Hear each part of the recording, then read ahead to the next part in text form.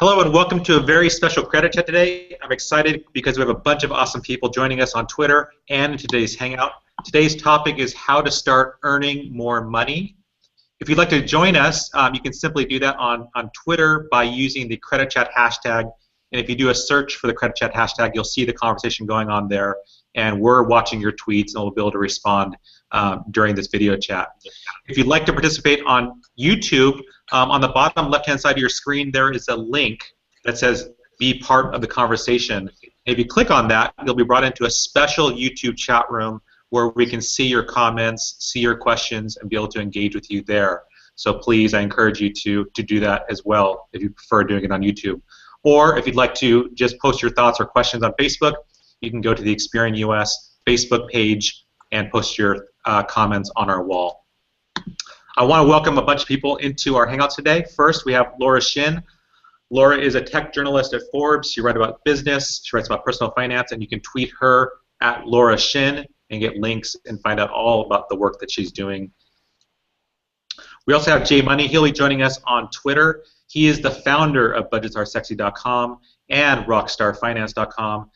He has a whole section on his blog dedicated to side hustles, and so I'm really excited to have him joining us on Twitter, and he might even join us into the Hangout.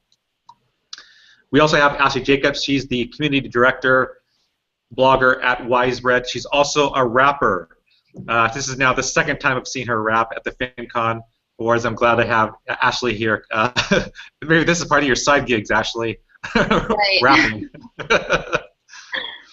And then we have Shan. I think we're going to have actually Claire will be joining us from Ready for Zero today, and you can tweet them at Ready for Zero. And Rod Griffin, our Director of Public Education for Experian, is with us as well. And my name is Mike Delgado, and I'm the Social Media Community Manager at Experian, and you can tweet me at Mike Delgado. So I want to first of all go and thank you all for being part of our panel today. Let me move my mouse over. Hey Laura, how's it going? Good, how are you? Good. So very, very thankful to have you in our Hangout today. And I wanted to start, one of the very first questions we're going to be tweeting out is, have you ever had any side jobs to help you earn extra money? And I wanted to start with you to ask you about any side jobs you've had. Yeah, actually, I had one major side job that actually helped me eventually make the leap to freelancing. And what that was I had a regular full-time job, and then through an alumni connection, I was asked to start blogging for a small website that was owned by CBS Interactive. And as time went on, I was doing more of that blogging. I would just do like a quick post before I went to bed, like after I got home from work or something. And then as time went on, that was allowing me to earn extra money. I had some student loans from grad school, and so that money was going toward that. And then once that was paid off, then I was saving a lot of extra money, which I was putting away, thinking, oh, I'd like to eventually quit and freelance. So I kept putting that extra money away, and then eventually, when I did quit, I was able to kind of get like a little promotion essentially, so that I was, in addition to writing, I was also doing some editing. And so when I quit my full-time job, then I had that quote-unquote side gig Right. become like an anchor for my freelance work. And then eventually that I got another promotion, and then that became an even bigger part of my income as a freelancer. So yes, I have had a quote-unquote side job, and then as years went on, it became a much bigger part of my financial picture. Yeah, that's awesome. It's awesome to hear how your side jobs have actually turned into your career passion and what you're doing now. Writing, editing.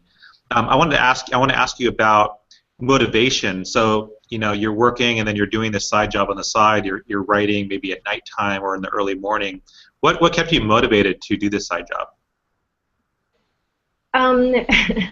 Well, honestly, actually, probably the main thing was that it was really fun. As a writer for a lot of different publications, you will find, of course, and this is like a really good thing, obviously, about journalism, is that you'll get a lot of edits.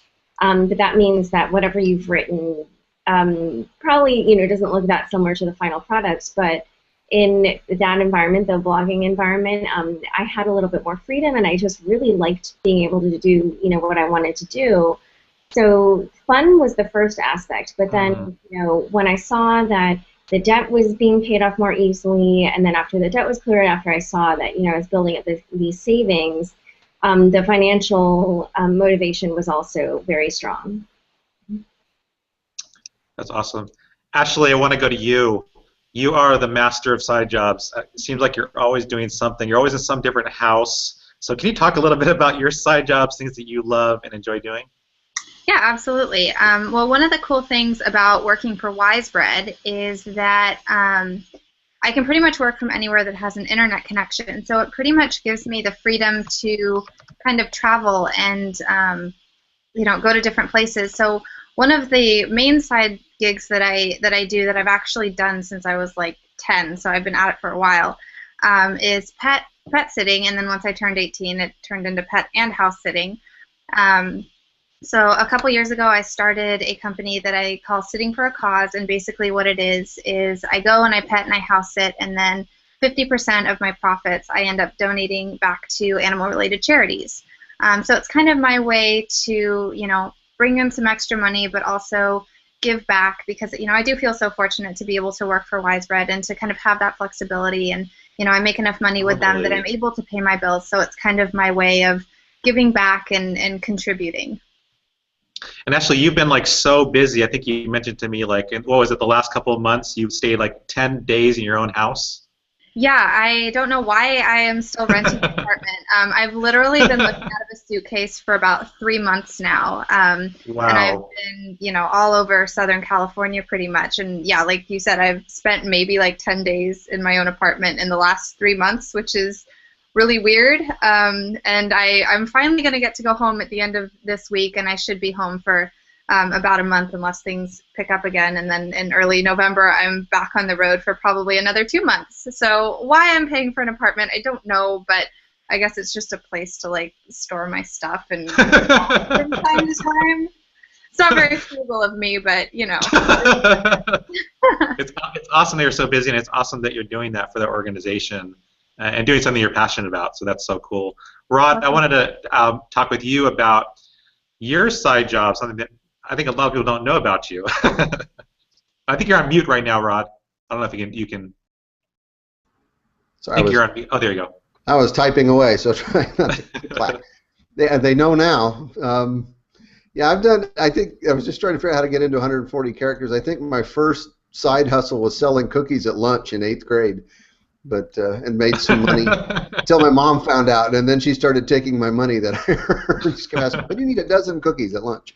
But yeah, when I was a reporter, and reporters I have great respect for because they do not make much money.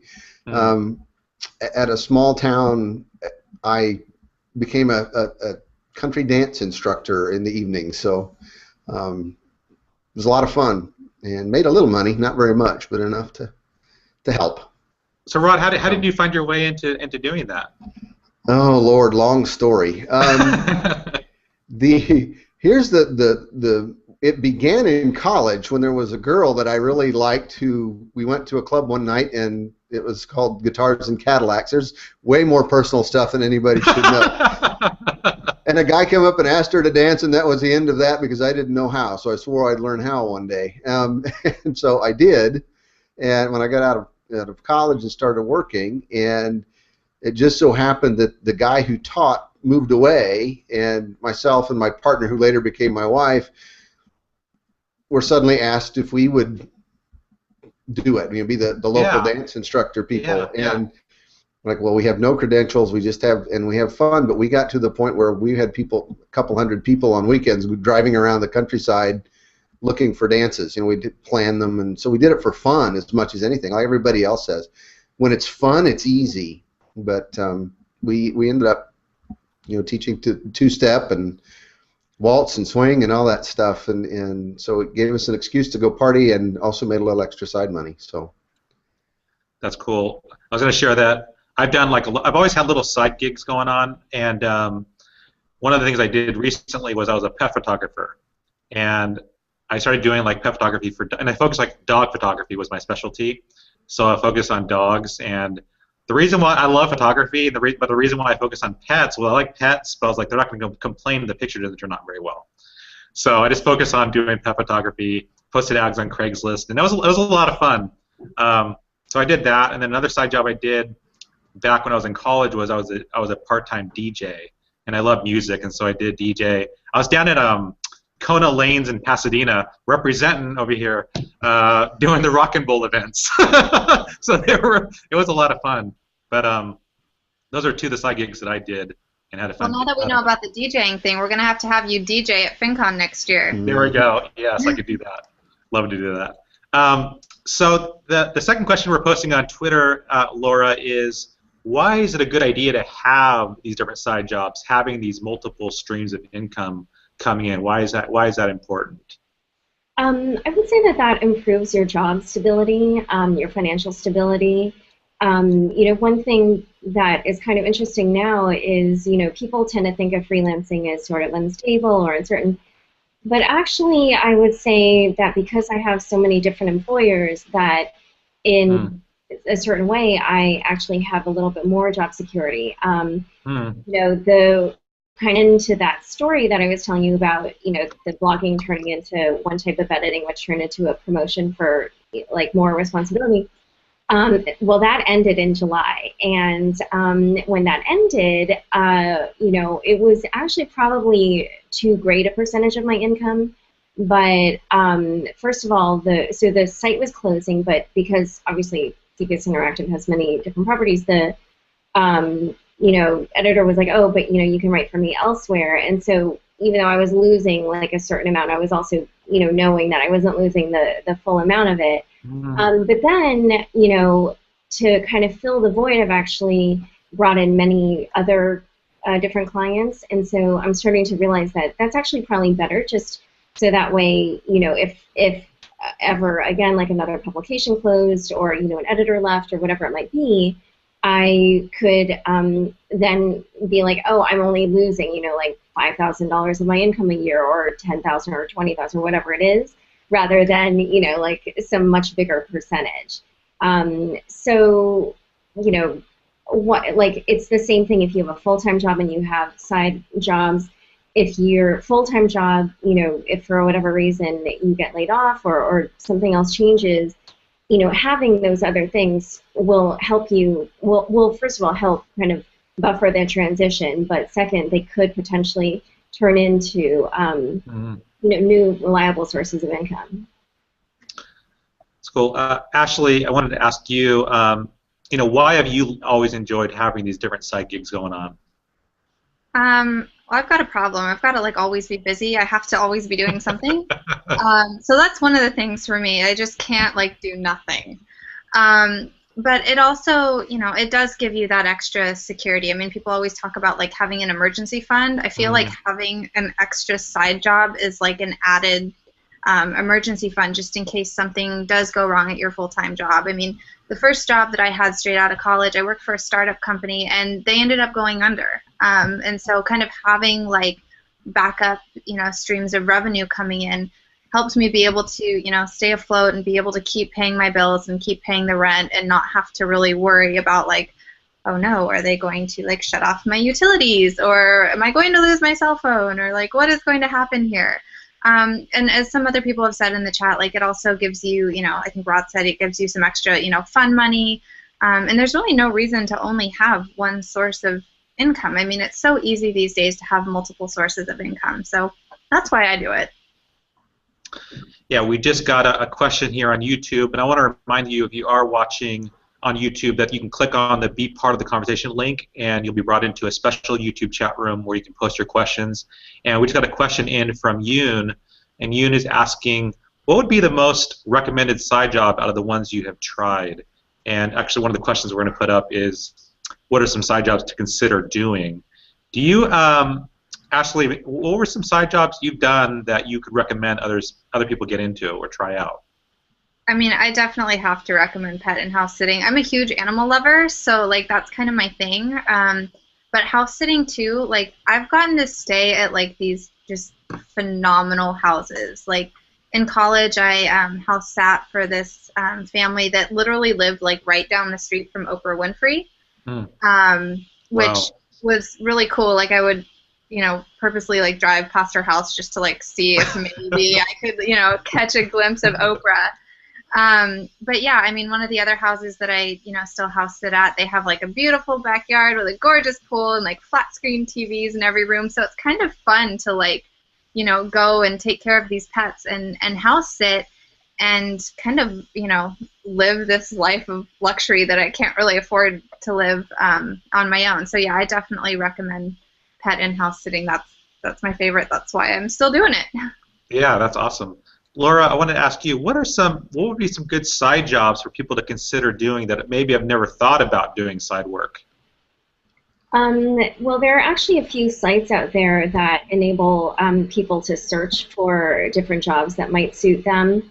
Like I know that there's FlexJobs that offers a lot of telecommuting and remote positions. I think you need to pay for a subscription. I've recommended it in the past. So people have said, you have to pay for the listings. But some other people I know have said that for them, at least it was worth it. Other things can be like tutoring. There are lots of different sites that, lots of different companies that will hook you up with students or the parents of the student get the tutoring for their kids. Right. There's also a couple of telecommuting platforms called Elance and Odesk. They're actually owned now by they've become one company, but there are two different sites, and that's Elance as in like freelance, but it's just one E, and then Odesk. I think there are some other sites, but from what I hear, it's kind of like a little bit of a race to the bottom in terms of the pay. So for instance, like a place like TaskRabbit, where I think that the company vets the various helpers, and so the people hiring know that they're getting reputable people or whatever, but then the TaskRabbiters bid on every job, and so I've heard that it's kind of difficult to make money that way because people just try to offer the lowest rate. But if you don't know exactly what you'd want to do, you could just check out the sites, see what needs people have, and then be like, oh, I could do that job, or I could do that job, and then just see where that takes you. Laura, I'm sorry, were you going to say something, Laura? Okay. Laura, I was going to ask you, as you're doing these job searches, or as someone starts to look at TaskRabbit or looking at different, Craigslist, for example, what are some things that they might want to watch out for? Like maybe that business is not legitimate. What are some things maybe some warning signs or things that you'd be like, you know what, I better not work with that company? Oh gosh. So anything that looks too good to be true, I would say pretty much right off the bat, something similar to like a spam email, like come home and or sometimes even see like those little flyers that everywhere with essentially the same kind of language. Anything where people want you to pay to like get registered or to have your resume looked over or anything like that, where you either have to pay or give some information like a credit card or whatever. Things like that are probably also things to steer clear from. But honestly, I think it's just one of those things where if an ad looks legit, you'll sort of figure it out, and if something doesn't, you'll probably also figure that out based on just all of our experience dealing with a lot of fraudulent requests.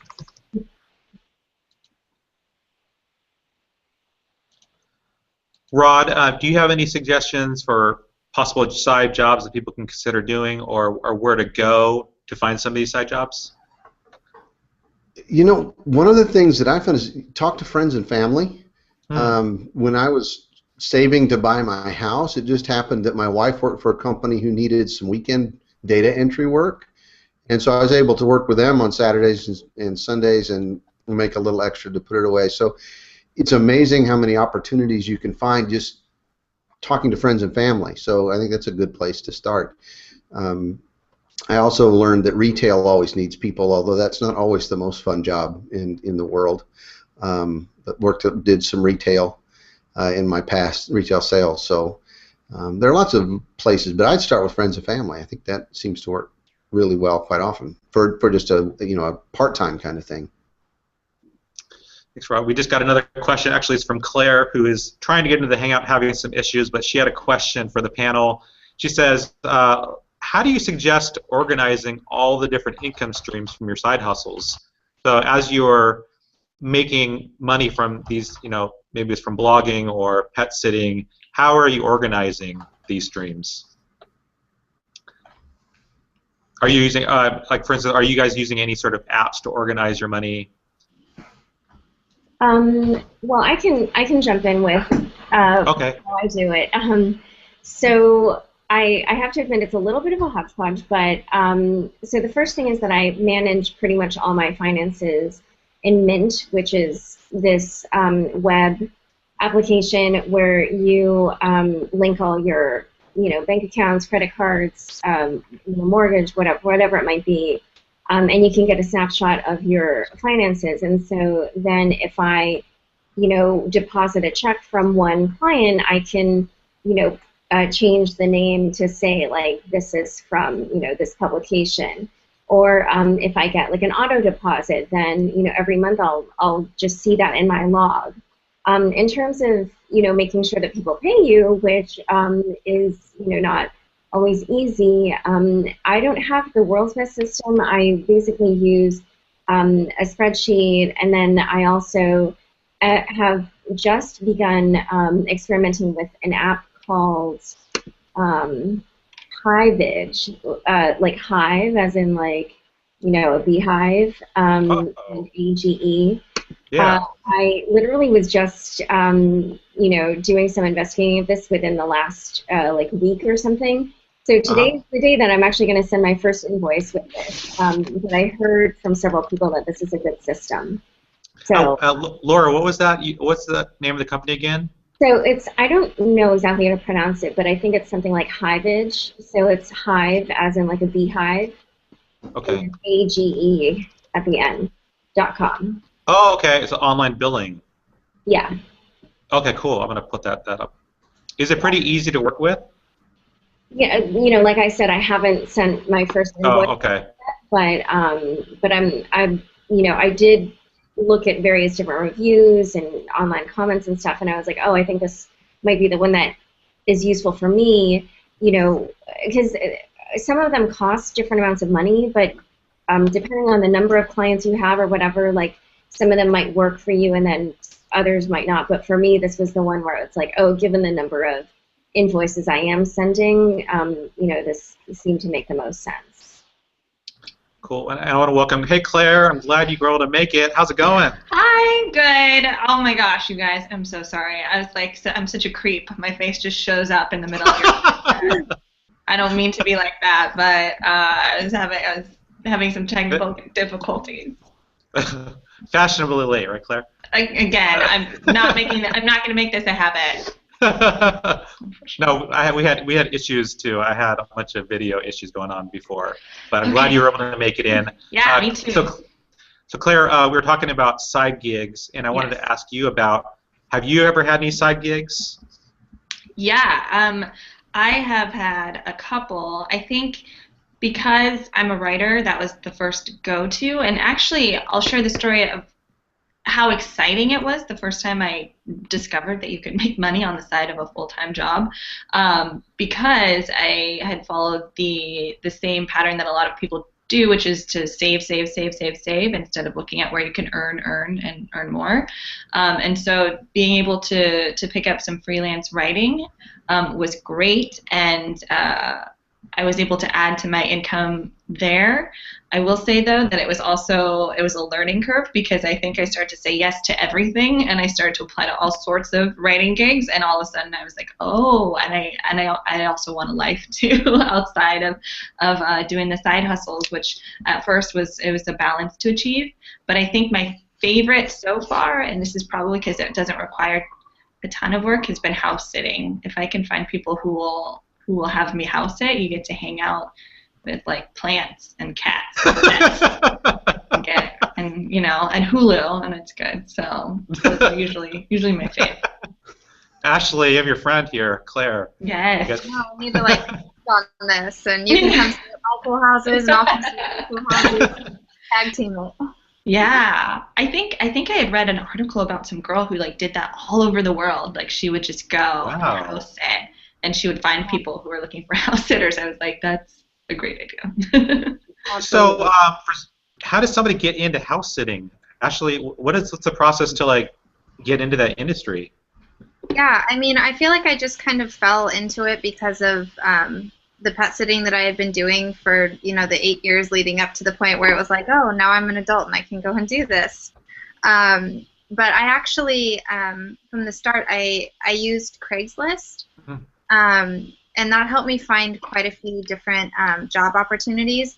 I will say, a word of caution with Craigslist, there can be some creepy freaking people on there, so just be careful and trust your gut. If something feels off, don't go meet with them, don't go to the house, don't take the job, because your safety is the ultimate priority. And so yeah, Craigslist was a good one for me, but a lot of the ones that I've been doing, it's either been through referrals or just because I've been working with certain families for a really long time, and it just kind of segued into house sitting. Just saw a tweet from Annuity saying house sitting has the best perks: cable and plush couches. Absolutely. Don't forget the pools and the gorgeous backyards. I know. Not house sitting at my house, obviously. That's so funny. So I want to talk about time management. And Laura, when you're busy working and you're taking on these different side jobs, how do you manage your time when working multiple jobs and also trying to maintain, a family life and life with friends? So probably the two best rules to live by are to know when to say no, and to track your time. So I actually, I know so many people make fun of me for this, but because I am a freelancer and I have, multiple streams of income, it's really important for me to know kind of how much I'm earning per hour for each thing. So even if, one publication might pay a lot per word, $2 a word, that because it generally in journalism that's how they're paying, is by the word. But maybe there's a lot of work that goes into those $2 word things, but then maybe another publication that pays me less, $1 word or whatever. But then there's a lot less work that goes into it.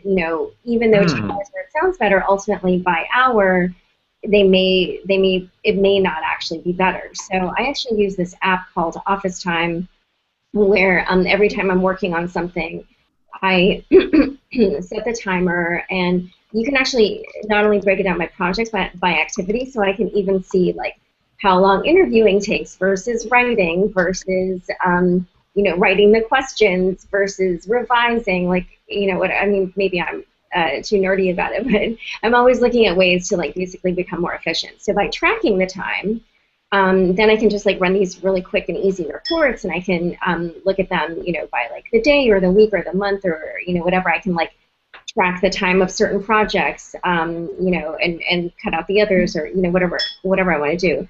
So with the reports, I've actually been able to figure out it's probably not worth it for me to keep working with a client, or that's the client that's a bit of a laggard now. So if I can get a little bit of a bump from them, then they'll be paying me at the same rate that everybody else is. So when you do take on either side jobs or if you're just having multiple income streams, it's probably good to get a sense of kind of how much you're making per hour, so that way, whatever is giving you the most money per hour, you can start to realize oh, I should probably focus my efforts more in that direction and maybe let the other stuff go, and then that will help you, maintain that balance with your family. And then what I was saying before about saying no is if you do want to carve out time for friends and family, when opportunities come your way, knowing kind of what will get you to where you want to go, or what will bring you the income you want, whether that's because you've been time tracking, or just because you're kind of like relentlessly protecting your time. And so by protecting your time, that means not taking on additional work that will take away, time from goals. That will also help you set up those boundaries. Laura, I love your approach to doing this and using a time management tool like that. I've never heard of anybody using that, but I think it's great. You have a very strategic approach to make sure that every hour spent, you're knowing your value. Yeah, and there are actually many, many time management apps, so I don't want to say like this is the only one. Sure. I just searched for a while and then decided that this one was going to work best for me. So, but I think there are tons and tons of others. You could do your own research and see what will work best for you. And also they have like mobile apps as well.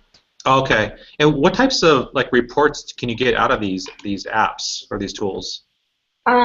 So they have like preset options where it's like quick report for today or this week or last month or this year or whatever. But then you can also customize them. So because I also track how much time I spend on certain activities on the computer, like if I'm managing my, let's say, finances in some way or whatever. Like I like to see kind of how long all that stuff takes me. But then at the end of the month, when I'm trying to figure out how much money I'm making from various gigs, I obviously don't want that in there. So then I can create a custom report where I take out like, I say to the report basically don't include time that I've spent on XYZ, and then I just limit it to my work stuff. So yeah, but basically, and there are even more ways to use the app than I actually use it, but I pretty much just use it for that because I think you can use the app for invoicing, like it will like ask you, when you're doing this activity for this client, how much is it per hour? But for me, it's it's not like I get paid that way, so I just don't use that function. But I think other people, who do get paid that way, could use it. Thanks, Laura. Ashley, I wanted to ask you about this question because you are so busy moving around, and man, you were just so busy with doing the Plutus Awards and FinCon, and then your house sitting, and then pet sitting. How do you manage your time between work and then having a life? Having a life? Why do you think that? Like, I have no time for that. I'm like horrible at this. It's funny because like before I had like this mass like influx of house and pet sitting gigs, I was trying to date and whatever, and eventually it like got to this point where it was like, I have time for you in 2015. Like, do you want to set something up then? But yeah, I'm very bad about it. This is like I said, why I don't date, why I don't have a family. I know it's important to like make time for stuff like that, and I try to. I mean, the house that I'm house sitting at right now is actually right next door to my parents' house, which is cool because I've been able to kind of bounce back and forth between this house and that house, and at least make some time for them in that way. I love the idea of like using time management apps that Laura gave. I think that's a really good idea just to help you track your time. Like I said, I just like always need to be busy and doing things. So it's like if I'm having dinner with family or something, I'm like, okay, well, I've got this to do and that to do and that to do. So I'm like the worst person to ask this question. I'm the biggest workaholic there is out there. I'm terrible, Laura. Those apps you shared, I'm gonna check into because I'm terrible with time management. Like I'm always like, I use Google Calendar to like manage things, but then I forget. I see the alert, I'm like, oh yeah, I'll get to that, and then things pass by. So I definitely got to look into these apps that you're using. Actually, there is what I feel the need to recommend, which is called Rescue Time, and that's actually built into your computer, so it's monitoring the different applications you use, the websites you go to, and then what you do is so it's like monitoring everything in the background. And then when you go check it later, it will tell you, like, you spent an hour on Facebook today. So, because the thing is that, honestly, so with the office time one, since I manually do that, I sometimes cheat a little bit. It's like I either won't log time on Facebook or I will check it quickly while I'm, like, sort of on the timer. It's, actually doing something else. But then office time gives you a much more honest picture. It's just that for me, for various reasons, I felt like in terms of what I was trying to do with the time management of the different clients and figuring out which client is making more from it, office time was better for that particular activity. But rescue time will literally just tell you this is what you've been doing on the computer, and so for some other people that aren't doing that dollars per hour calculation that I'm doing, rescue time might be a really good solution. That's great. I'm excited to have all these tools. I'll make sure to link to them in our recap blog post, so thank you for sharing those, Laura. Laura, I want to shift a little bit and talk a little bit, moving from side hustles to actually moving to our careers. And for those of us that are in an office, and have a boss that we report to, you write a lot about career, and I wanted to talk to you a little bit about the process for when do you ask for a raise, how do you negotiate that process, and do you have any strategies or tips for those that are like, what, I want to get a raise, but I don't know the right time to do it, I don't know how to approach my boss, I'm just kind of scared to do that. What is your advice for someone who just wants to start earning more money in their current careers? So probably the number one piece of advice is to ask when you really deserve it, when you have had a big win at work, when you've just brought in a new client, when you've exceeded all your goals for the last year, when you aced a presentation, basically at a time when your boss thinks you're really awesome. That's really the best time to ask.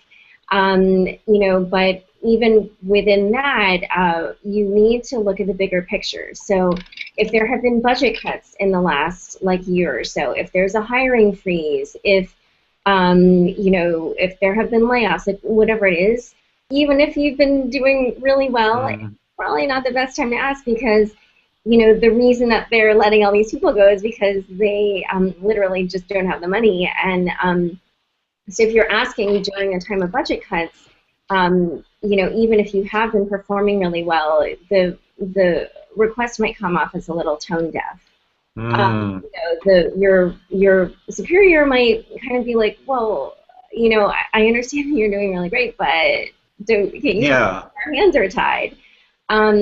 So barring that kind of, so I did interview one coach who said that actually there are cases when budget cuts are happening when you can still get a raise, because sometimes what's happening is let's say that there are layoffs, they're actually maybe letting go people who haven't been pulling their weight, and so there might be the case where if you really are doing more than your than what's expected of you, they might still do it. Or some other people have been able to argue for a raise when they if you work at one of those companies where there's standard pay grades, if you can prove that you're doing work at a level of a higher grade, then they will probably do that even in a cost-cutting environment. So this is not a blanket don't ask. Sure. It's just if that's going on, then you need to tweak your argument, and you need to figure out a way to make that argument work despite what's going on. So let's say that that isn't necessarily the case. Like I said, you want to ask at a time when you can really say look at all this stuff I've been doing. I love this company. I love working here. I've been really performing well. I'd love to see if I could how would you phrase it? I'd love to bring my compensation up. I feel like I'm performing, at a level even beyond my responsibilities. Some kind of argument like that, or something about how you, want to keep helping the company achieve its goals. Those sorts of things. The other kind of things that I would do are to steer clear of, basically anything that's negative. So you don't want to complain about the job, I deserve more money because this job is so difficult and so stressful, and or whatever. So you don't want to do that. It needs to be about how much you love working there and how you want to keep performing for them. You also don't want to make an argument about how you're about to have a baby or about how you just bought this house because, it really doesn't matter. The only thing that really matters is your performance.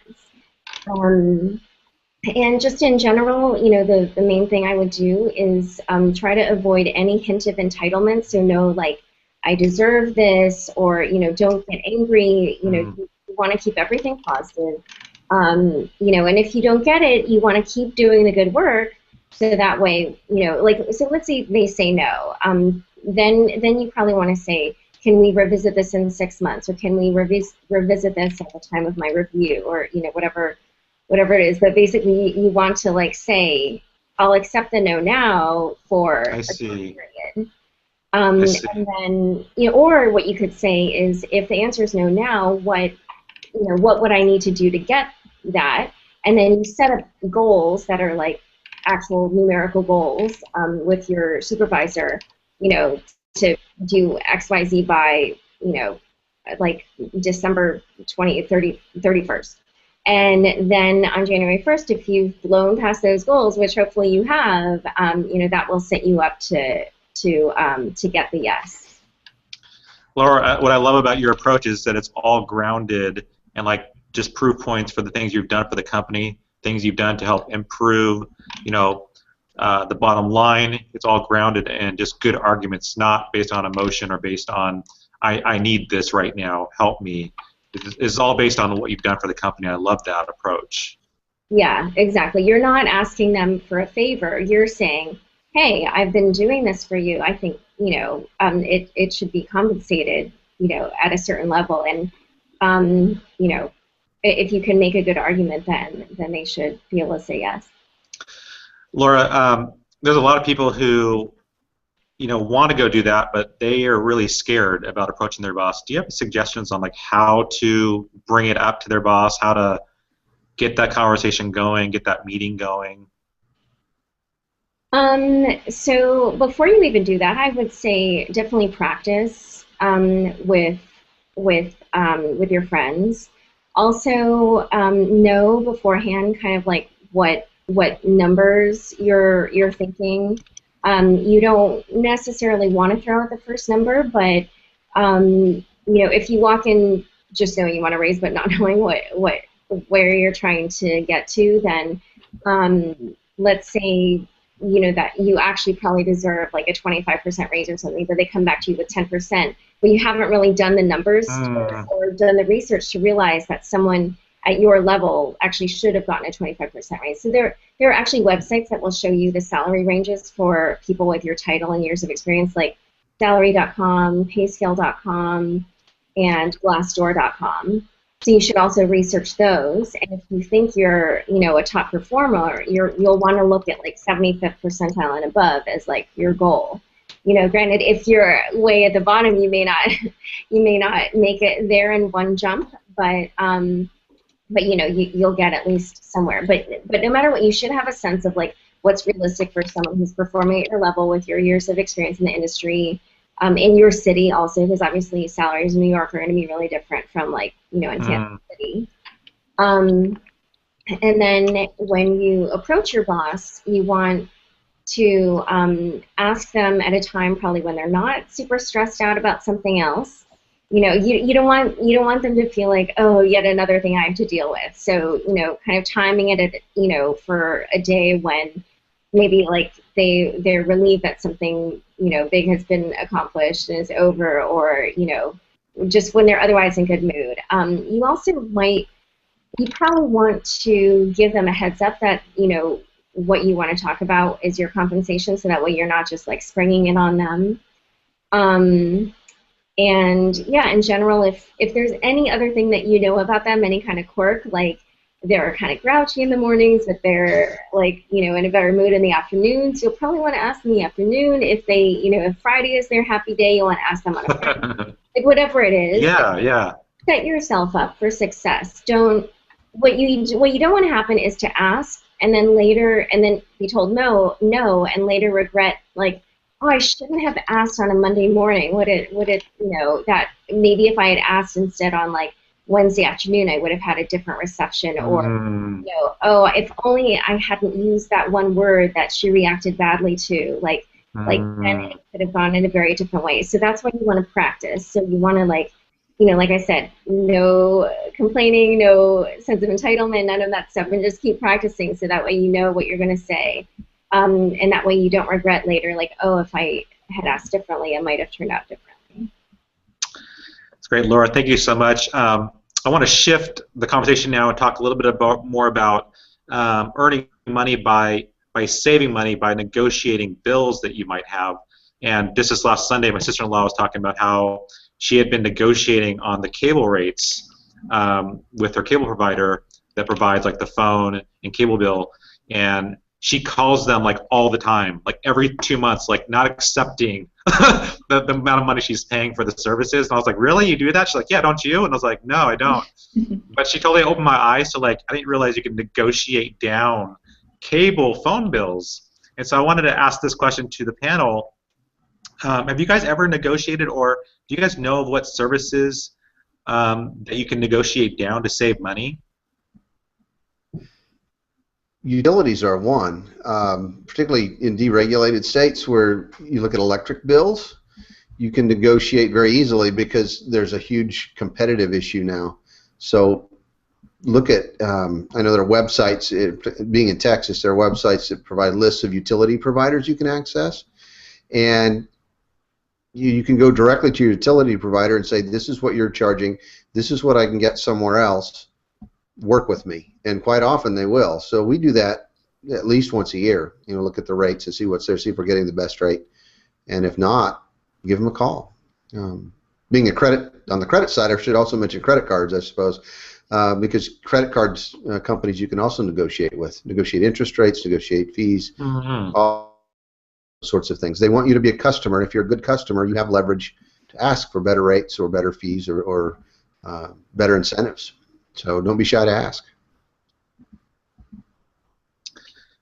I think a while ago I saw Ramit Sethi on his website, I Will Teach You to Be Rich. He had like I think he developed like an app or something that would like set up reminders for you on when to call back. Like if you get a no, it like it sets like an automatic calendar reminder to like call this number and here's a script to use to help you save money.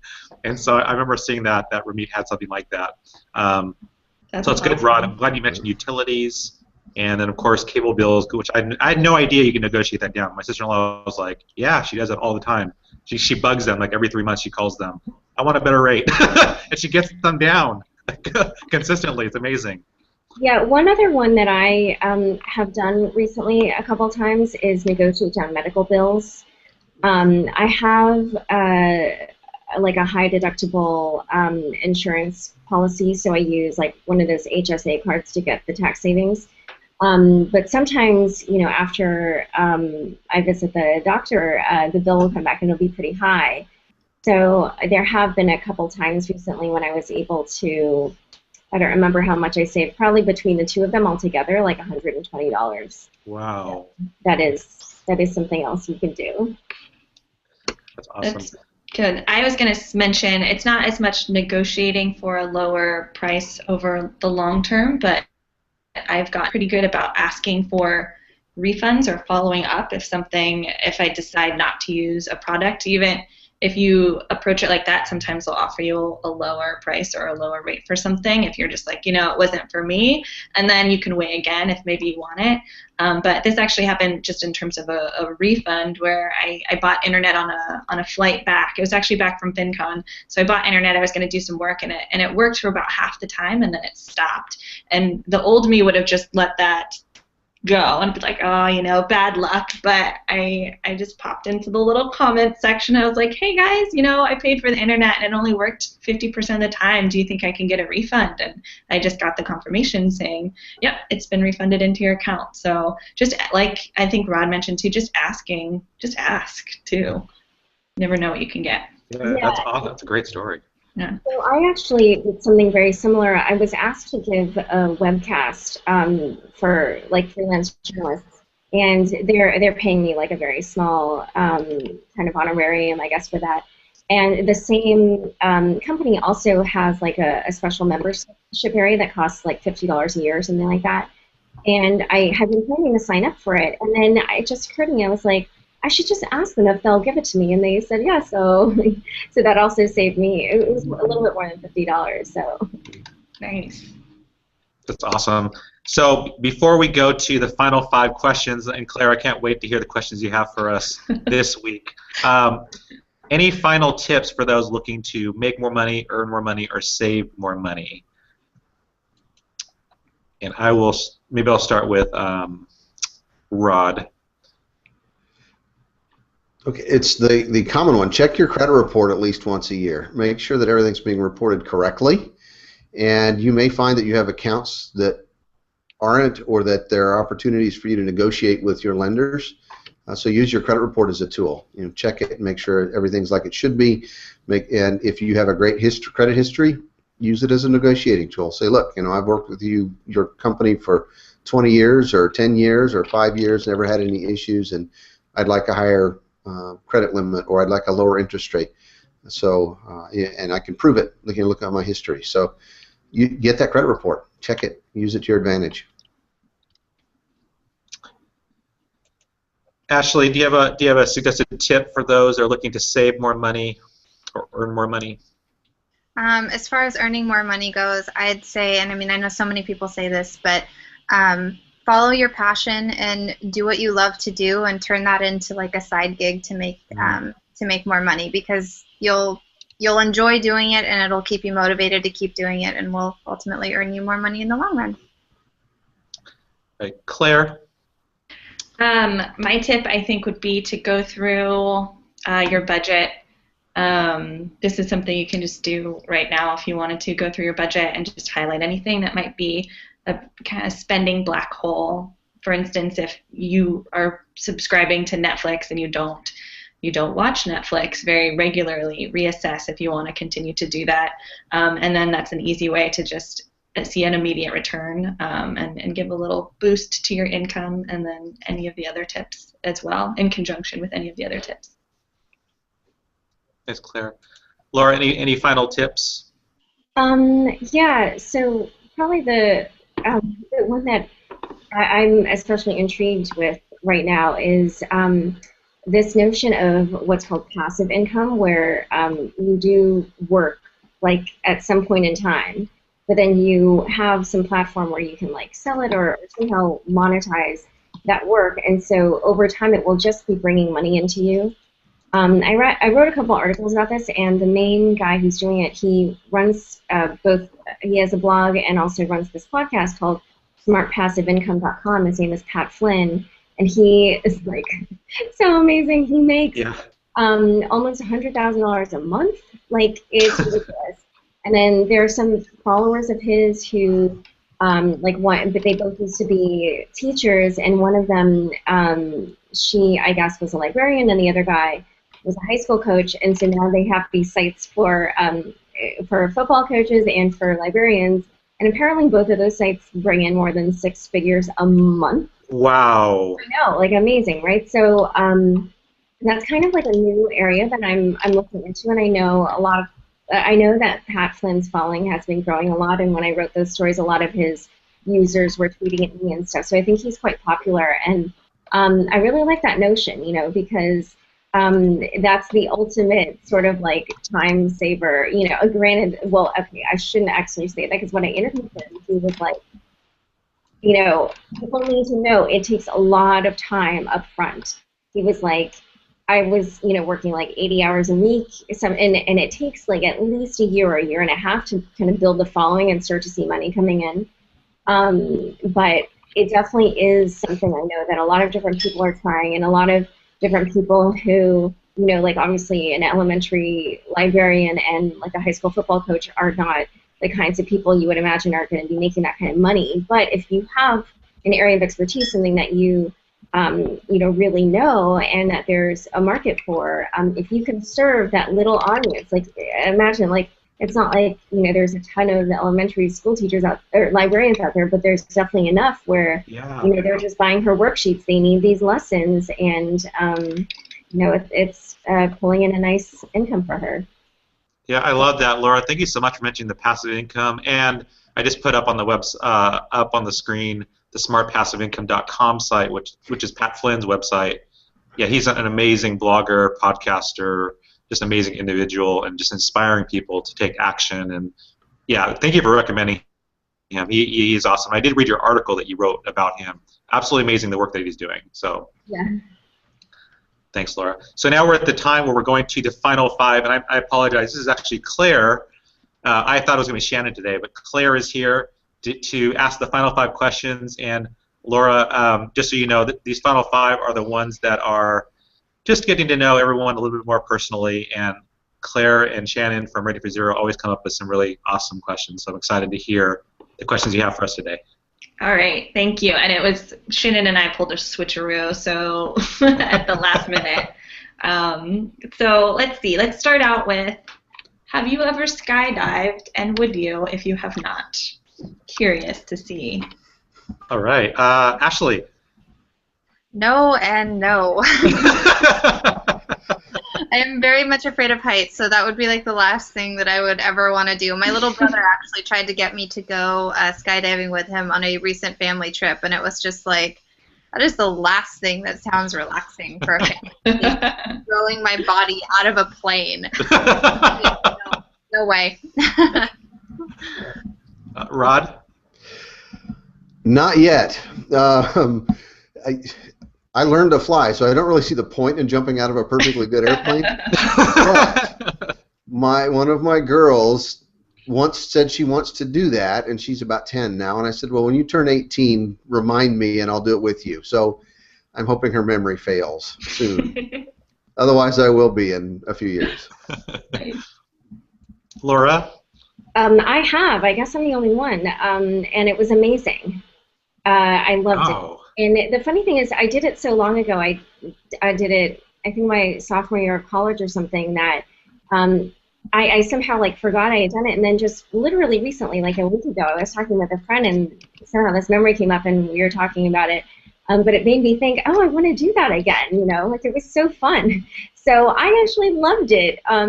Honestly, when you kind of tumble out of the airplane, it just feels as gentle as like sitting on the edge of a pool and like somersaulting in. I'm not joking. I mean, for a long, long ways you're somersaulting in. Yeah, that's. It was great. It was so great. I loved it. Wow, that's awesome. I'm really glad to hear that. I don't think I would. Yeah, I'll leave it at that. Claire? I've never done it either. I think I would. I will. I'll do it someday. This will be my audio confirmation. So next question is, what was your favorite topic in school, or your favorite class? Oh, it's a good one. Ashley.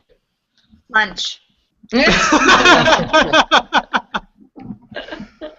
Not having to sit in those stupid desks and learn. Definitely lunch. No, if I can't say lunch, I'd probably say English. I really like to write, so being able to do that was probably the highlight of my day. And I have to say, least favorite subject is math, which is weird for me to say since we're all in finance and it's so numbers oriented, but I hate math. Rod? English, shop, and PE. That's cool. Laura? So I guess we're talking like elementary to high school. I guess I'd have to go with, yeah, probably English. Like, honestly, I can't pick. It's like either English, history, newspaper, or I was in orchestra, and it was awesome. It was so fun. Oh. Yeah, I really, just being part of like a group making music was really enjoyable. So. Wait, now, Laura, when you went into school, upper level school, college, and stuff, what did you like? Oh, well, so my major was this major called Modern Thought and Literature, which is basically reading like philosophy and literature, but I loved reading the philosophical stuff. It just like, even on Facebook the other day, this classmate of mine, she also referenced, because we read this like Chinese philosopher Zhuangzi, and this class that we took was like, we were just chatting on Facebook about how it changed our lives. Wow. So that was definitely probably one of my favorite classes. So. I loved English Lit all through college, and yeah, I'll say that English Lit, Victorian, women's literature, absolutely adore, and yeah, that's my favorite subjects. Wow, look at us, all these English lovers here. I also liked English. I liked history, but I have to say my favorite class that I've ever taken was actually just for fun in college, and it was an art class. It was beginning art, so you just got to like play and sketch, and for me at least be bad at it. So and nobody judged, so it's good. All right, next question. Ashley, this one's for you. Do you have any pets?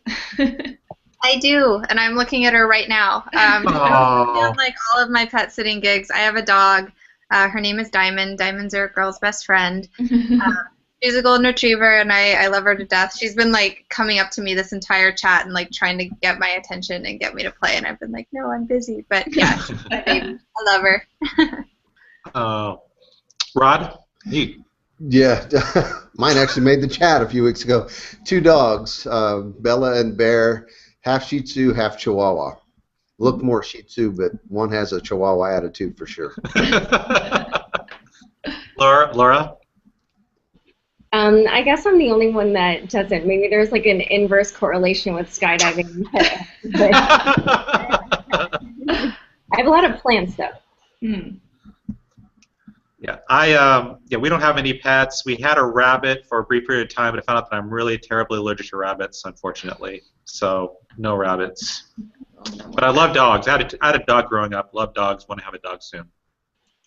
Awesome. Yeah, I also don't have any I don't have any pets, but I have a cat that comes and hangs out on my back porch every once in a while. I tried to make friends with it.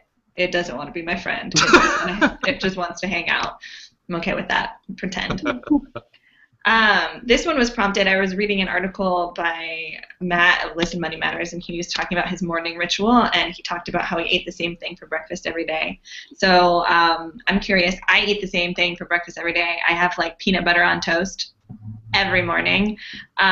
So what do you guys have for breakfast? Ashley? I am like addicted to Cinnamon Life cereal. But it can be kind of expensive, so when it's not on sale, I switch over to Cinnamon Toast Crunch. So anything cinnamon cereals. Rod? Cereal in general, nothing healthy, God forbid. Captain Crunch, all the name a kid's thing except if it has chocolate, I'll eat it. Sugar Pops, Sugar Smacks, anything sugary and not healthy, generally. Laura? I guess I'm the healthy one because I normally have eggs. I don't I need something kind of filling to give me energy. I cannot concentrate if I'm hungry, so something like cereal, I'll eat it and then be hungry again like 30 minutes later. So it doesn't work for me. So that's why, yeah, I'm kind of like eggs, bacon, sort of thing. Nice.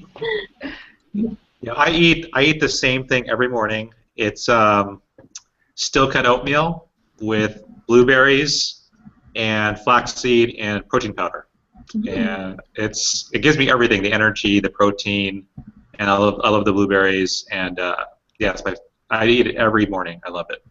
Nice. I think it's funny you love the blueberries, but you left the rest out. Well, the protein powder has like a vanilla kind of flavor to it. And so that kind of makes it into kind of a creamy oatmeal, but it's good. I like it. I eat it every day. Awesome. Okay, and last 3 choices. If you had to choose between going to the theater, going to a movie, or going to a sports game, what would you choose? Okay, Ashley? Sports game. Lakers. Rod?